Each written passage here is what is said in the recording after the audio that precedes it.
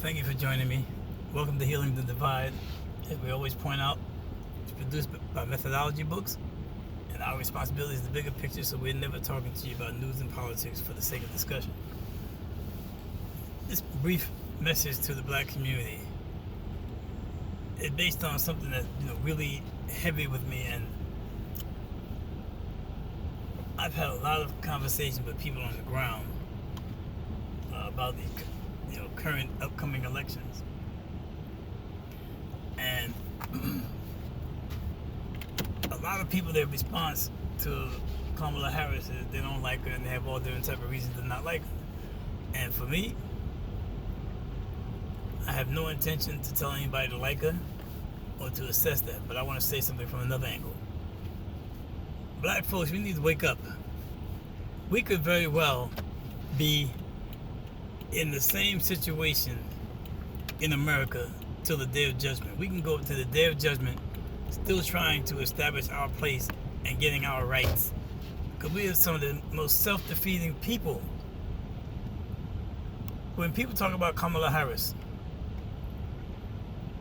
and what she did or didn't do, when I speak to a man on the street and he tells me he's not voting for her because she's fake or what she does and doesn't do for black people, but his boy sells drugs in the black community, he can get a pass. People who are destructive, who feed on each other, who either sell drugs in the community, who rob, people who are in gangs, harming each other, further bringing us down. And nobody's saying that this woman is going to bring us up. But you have to understand that sometimes you may be in position to choose the lesser of two evils. Because look at the other option. Why would we come all these years from 1555 and 1619 to put people in position to put us back to 1555 and 1619 if we're paying attention? And even if you don't care, I mean, can you really imagine a world where your kids are growing up almost in what's as close to slavery as possible? Can you imagine that your children, the only thing that's available to them is what Donald Trump calls black jobs? Everybody knows when he says black jobs what it means. It means the lowest of the opportunities. Or do you want your children to be able to grow up and be scientists, or maybe one day be president, or run companies, or do whatever else? Seriously, like, I'm serious. Wake up. This ain't about if you like this person or that person. You don't have to like either one of them, but you have to consider what you need to like is to survive. We need to want to survive. And then get past just surviving. But how are we going to get past just surviving? We don't even take the steps necessary to survive. And then we vote. And then sometimes we make the right decision and we vote. And then we go back to sleep. We go back to sleep like there aren't people in the local community who are trying to hold you back. There aren't congressmen and council people in your local community that's trying to hold you back. So let me say this real quick. People say, I ain't into politics, man. And I don't blame you. There's always going to be some of us who have to keep abreast of what's going on so we can inform the rest of the community. That's not a problem, and I don't mind that assignment. But I will tell you this. Just imagine if you got arrested for a crime you didn't commit. And you were in jail, Rikers Island or someplace else, in some county jail, and found out that that crime you didn't commit, and even if it was one you did commit, and you found out that you're never getting out, the lowest you're going to get even as an offer is 20 to life. And then someone comes to you and says, yo, man, you need to get up on some of that law, go to the law library, man, and check out them books. And you're going to tell them, I ain't into the law, man. I just ain't down with that law stuff. Or they tell you, well, listen, there's a guy who, we got some of these jailhouse lawyers, man, they good, they be getting people out.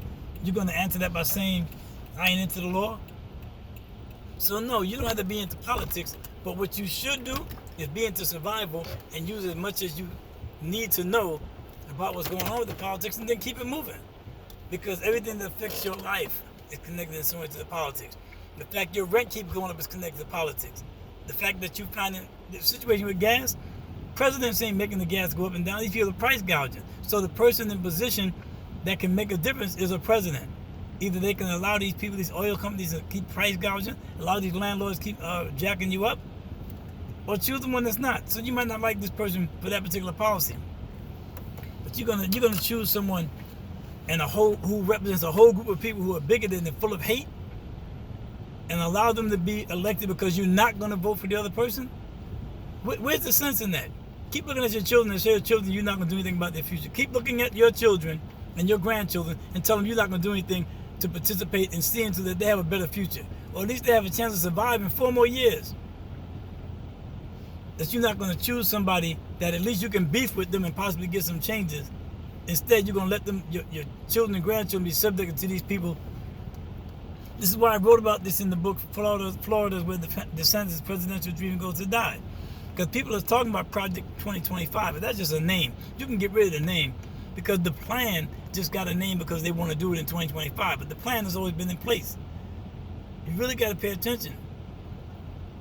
First chance I get, I'm going to do my presentation on the seven mountains. These so-called white Christian nationalist, racist, evil people have what's called a 7-mountain plan, covering all aspects of their life and society. That's why you see them approaching religion. You see them approaching family, telling families what to do. You see them approaching banning books.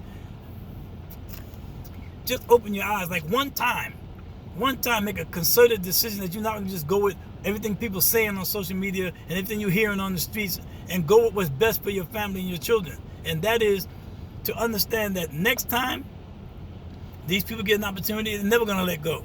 I mean, never get another election. So it ain't just about elections with this idea that things are going to become perfect and pretty and everything going to be great. No, it's about this is a lever that you have at this moment to at least stop these evil people from going. Don't ever let Donald Trump get back in position of power again. I mean, what's not to understand about that? Now, forgive me. But this is a desperate situation. Even if we keep on being in the same position till the day of judgment, the least we could do is slow drag this thing. We ain't got to get exterminated and eliminated in 2 years. Maybe we can make it for another 40 years. Fight. And if you're not too offended and you like my content and my videos, then please click on the video, click like and subscribe so you can be informed of whenever we're doing something else. Thank you.